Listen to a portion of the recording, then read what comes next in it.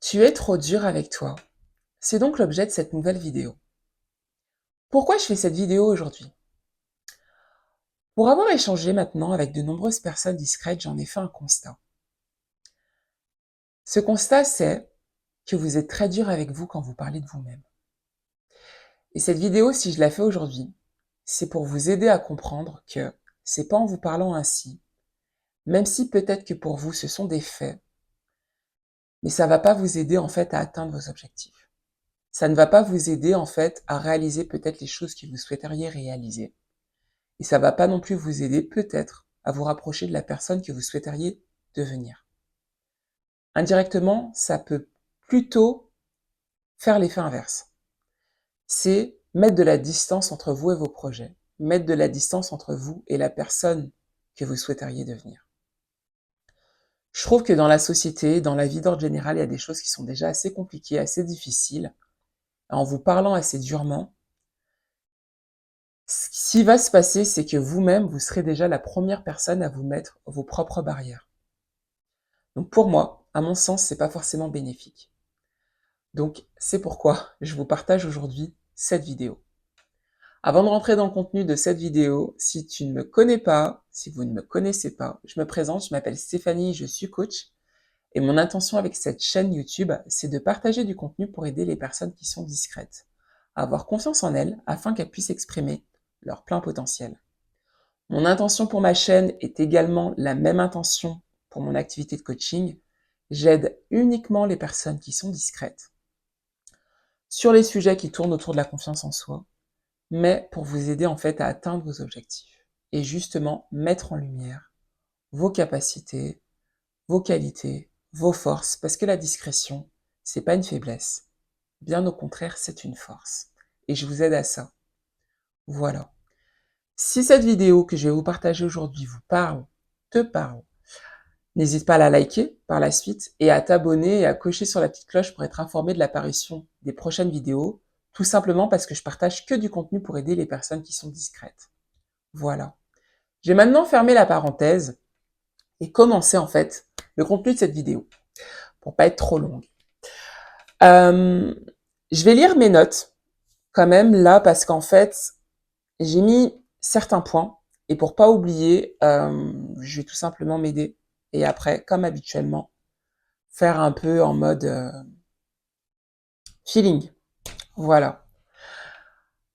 Déjà, avant de rentrer dans le sujet, vraiment dans la globalité de la vidéo, j'ai l'abordé sous 3 parties. Première partie, en fait, c'est que je vais vous partager mon ressenti. Pourquoi je trouve, moi, en fait, euh, par rapport aux différents échanges que j'ai pu avoir avec certaines personnes discrètes, pourquoi je trouve que vous êtes dur avec vous quand vous vous parlez. La deuxième partie, en fait, c'est que justement, je vais vous partager quelques raisons qui font que peut-être pour vous, ça justifie inconsciemment que vous parlez assez durement. Et la troisième partie, c'est que je vais vous partager quelques clés. Si justement les éléments que je vais vous partager, vous vous retrouvez dedans, vous partagez quelques clés pour que petit à petit, vous arrêtez de vous parler ainsi. Voilà. Maintenant, je commence la vidéo. Alors, pourquoi je trouve que vous êtes dur avec vous quand vous parlez de vous? Je vais vous partager 5 points. Le premier et le deuxième se ressemblent assez. Il y a quand même une distinction assez subtile. C'est pas la même chose. Le premier point, c'est tu es principalement focus sur le négatif à ton sujet. Principalement quand tu parles de toi, tu ne vois pas en fait, par exemple, les qualités chez toi. Tu vois que tes défauts. Tu vas peut-être dire, voilà, moi je sais pas m'exprimer, j'ai pas confiance en moi, je ne sais pas m'affirmer. Mais en réalité, t'as peut-être des qualités, hein. Et je dis en réalité, t'as forcément des qualités. Mais tu pointes que le négatif. Ton focus sur toi, c'est que le négatif. Le deuxième point, c'est qu'en fait, tu as constamment des pensées et des paroles assez dures à ton sujet. Donc c'est un peu l'objet du titre de cette vidéo, mais c'est que quand tu parles de toi, vraiment, t'es dur. Au-delà d'être focus sur les éléments négatifs, tu te parles durement. les autres sont mieux que moi, je ne suis pas intéressant, je ne suis pas intéressante, je ne sais pas m'exprimer, j'arrive pas du tout à me faire comprendre, euh, c'est ma façon d'être en fait, c'est inutile, ça sert à rien d'être ainsi, euh, j'aime pas en fait être une personne discrète, bref. En fait, voilà, t'es dur avec toi quand tu parles de toi. La troisième chose qui pour moi montre que t'es dur avec toi, c'est que t'as des attentes assez élevées à ton sujet. D'ailleurs, par rapport à ce point, c'est que très souvent, tes attentes à ton sujet sont assez élevées, mais elles sont très souvent beaucoup moins élevées quand il s'agit des autres. En fait, quand ça te concerne toi, t'es assez exigeant ou exigeante. Euh, Si t'as besoin ou t'as l'envie de faire quelque chose, pour toi, il faudrait que cette chose-là, t'arrives à le faire très rapidement. Il faudrait que ça soit plus plus simple pour toi indirectement, mais tu dois réussir à faire cette chose rapidement. Tu te laisses pas forcément le temps en fait. T'es vraiment assez dur avec toi, même dans tes attentes. La quatrième chose qui fait dire ça, c'est qu'en fait, tu te mets beaucoup de limites personnelles sur ta capacité en fait à faire les choses. C'est pareil, ça se retrouve aussi justement au fait que tu vois le négatif pour toi. Mais là, c'est dans le sens que à chaque fois, tu minimises les choses que tu pourrais faire. Toi, t'es jamais capable de faire autant que les autres ou de faire comme les autres, voire même mieux que les autres. T'es constamment en train d'avoir des limites personnelles. En fait, toi-même, tu te mets vraiment tes propres limites. Tu peux pas tout faire, ça c'est ok. Mais pour toi-même, en fait, c'est vraiment comme si tu étais limité par rapport aux autres. Tu te mets toi-même ta propre limite personnelle. Et la cinquième chose, c'est qu'en fait, je trouve que très souvent, des échecs que tu as peut-être eu dans le passé, des choses que tu n'as pas réussi à faire, aujourd'hui, ces échecs qui sont passés, pour toi, c'est comme si aujourd'hui, c'était une fatalité. Comme tu as raté avant, tu te rabâches ça jusqu'à aujourd'hui, et ça justifie que tu ne peux pas faire ces choses-là maintenant. En clair, tes échecs passés justifient ton incapacité actuelle. Et très souvent, c'est des éléments que vous faites inconsciemment. Mais c'est, voilà, avant, j'ai pas réussi à faire ça. Donc voilà, là aujourd'hui, j'arrive pas parce que avant il s'était passé ça, etc., etc.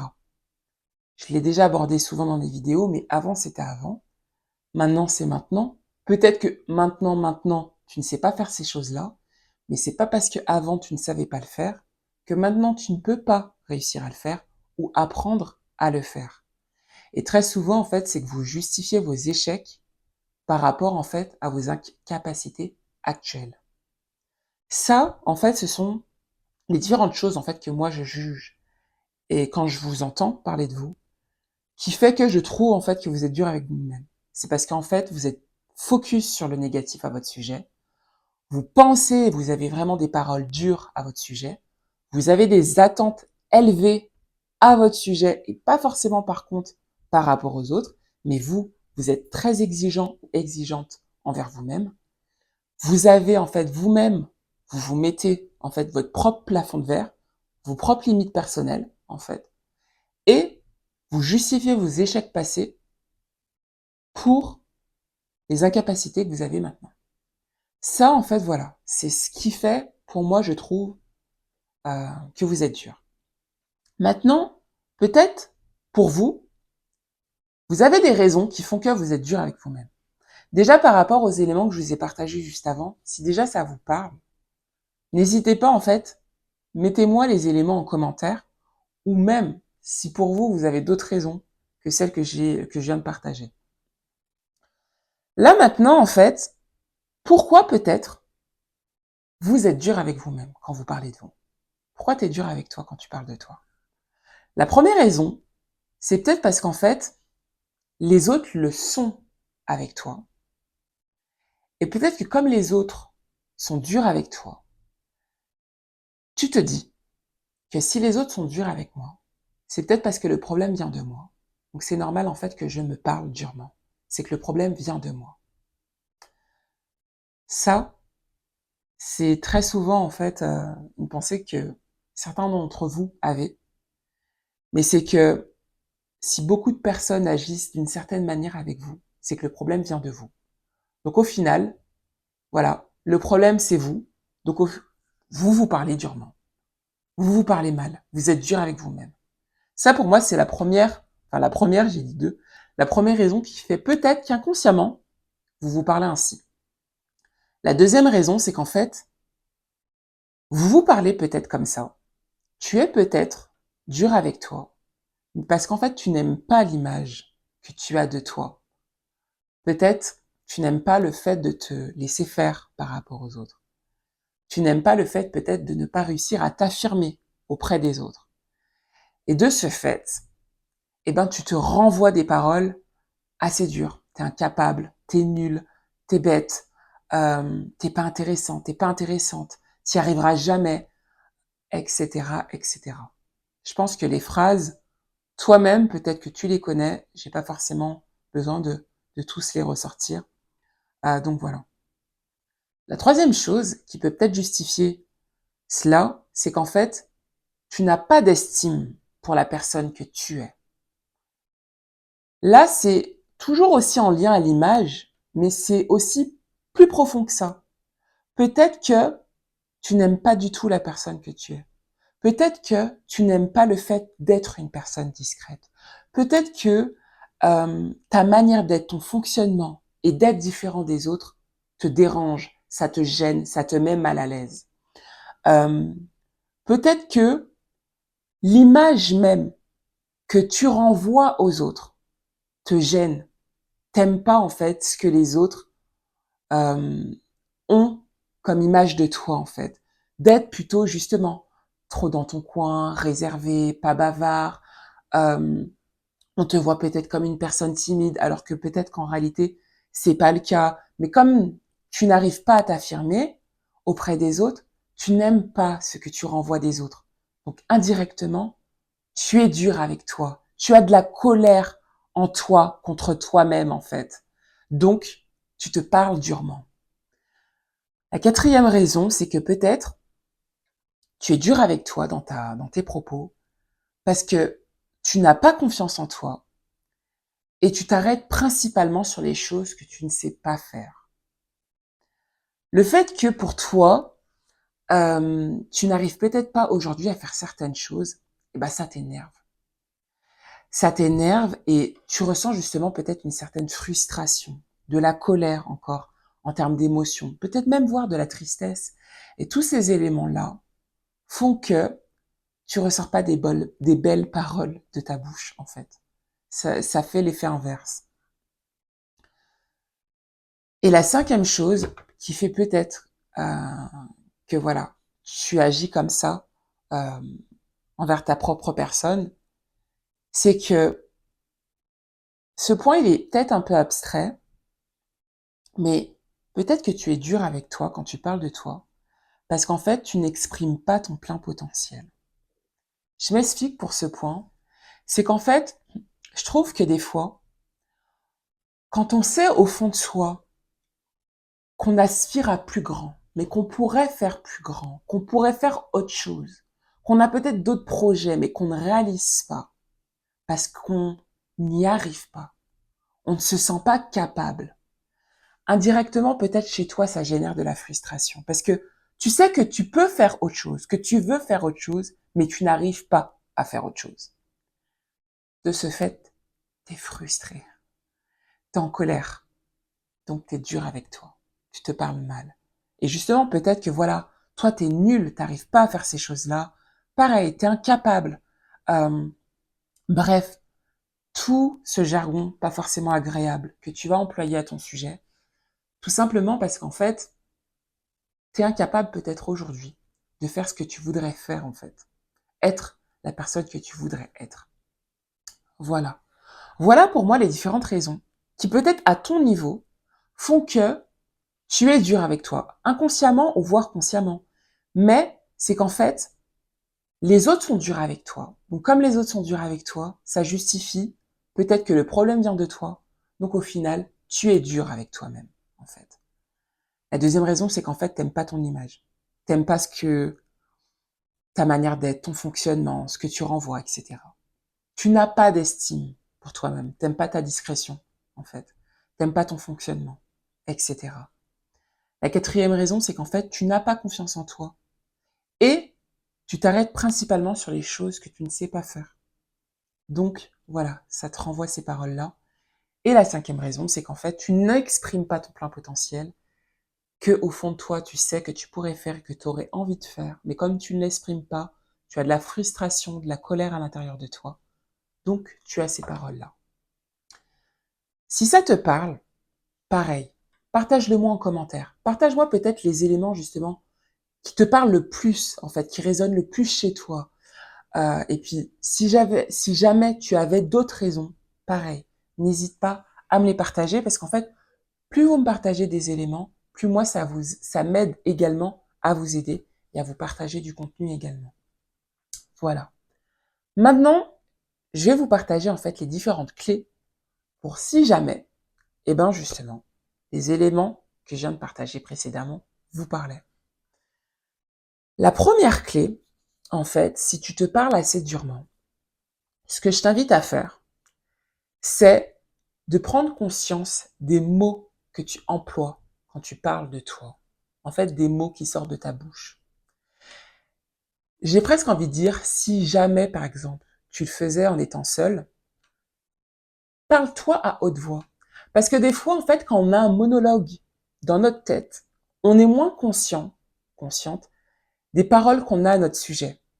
Mais si, par exemple, tu te dis, je suis vraiment bête, je suis pas intéressante, je suis nulle, je sers à rien, en fait. Le fait de te le dire à haute voix, ça va t'aider à prendre conscience que tu es vraiment dur en parlant de toi.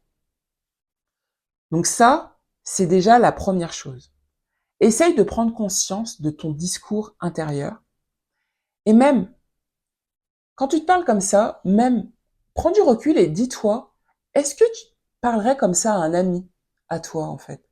Est-ce que les mots que tu emploies pour toi-même, tu emploierais les mêmes mots à une personne que tu apprécies? Est-ce que tu lui dirais ça?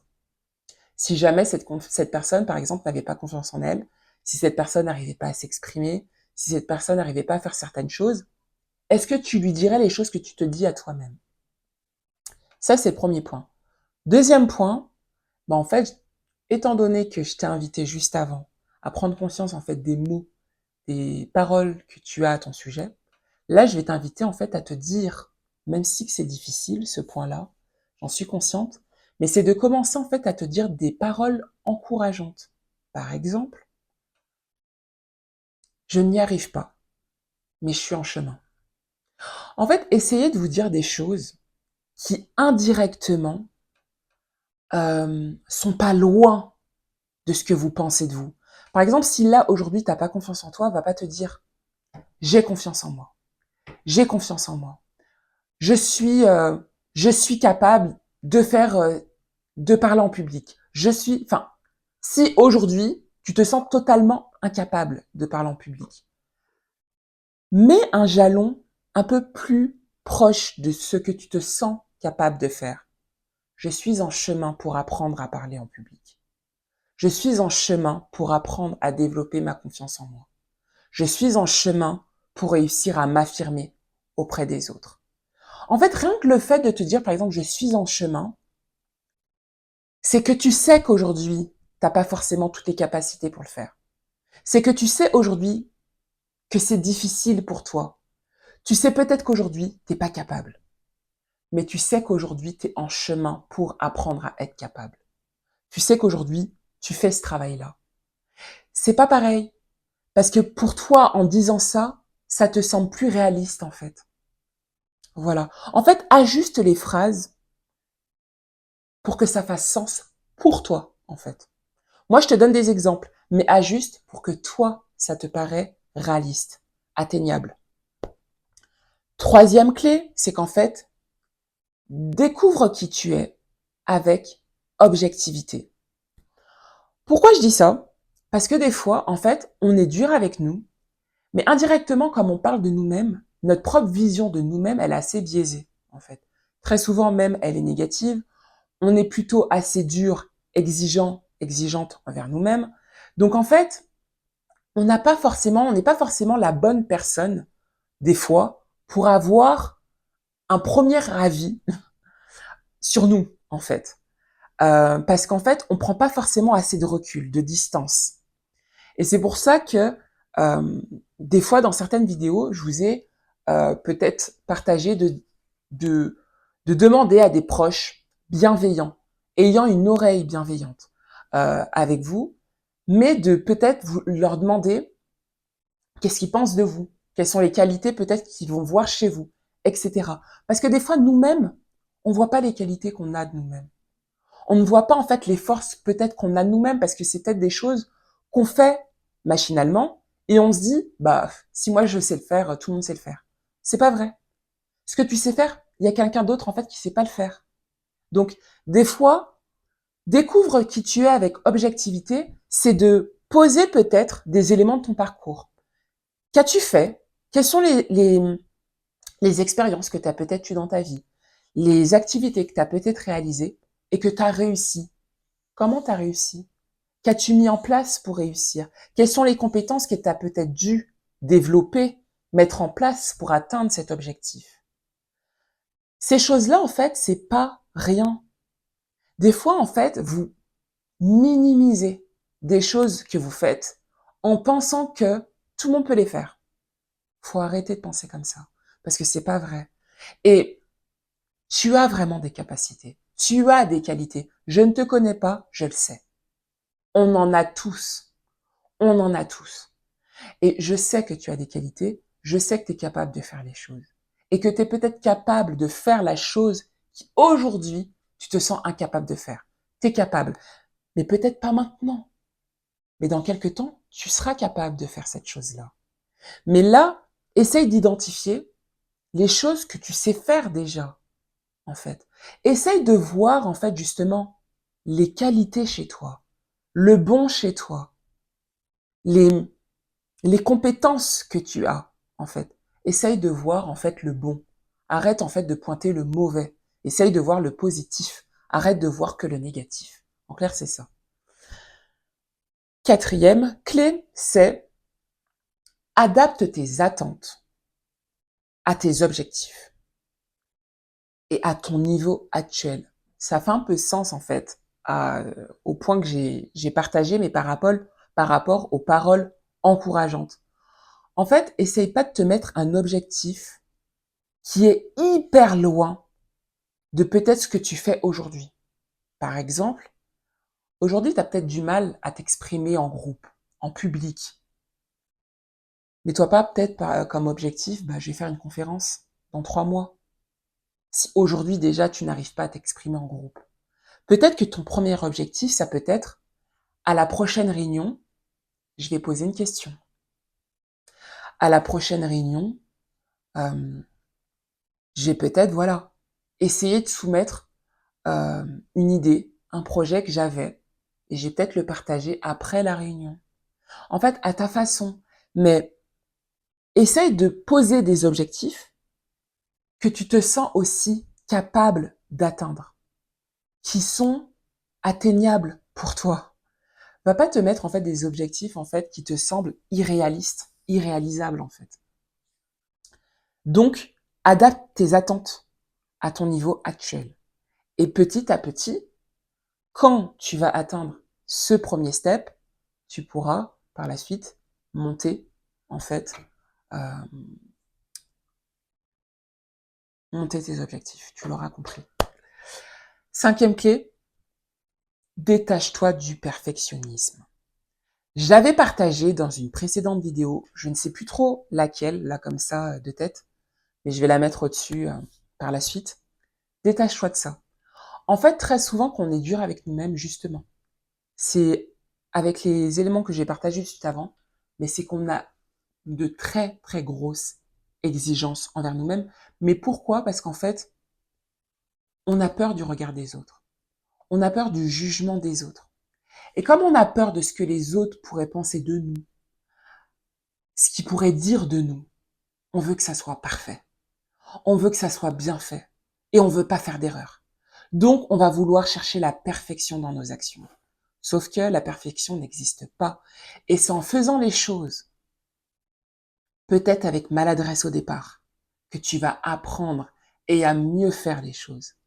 Donc c'est pour ça que je te dis de te détacher du perfectionnisme. Mais quand je te dis de te détacher du perfectionnisme, ça ne veut pas dire fais les choses pour faire les choses et puis ça ne te convient pas. Non. Fais les choses, mais au moins,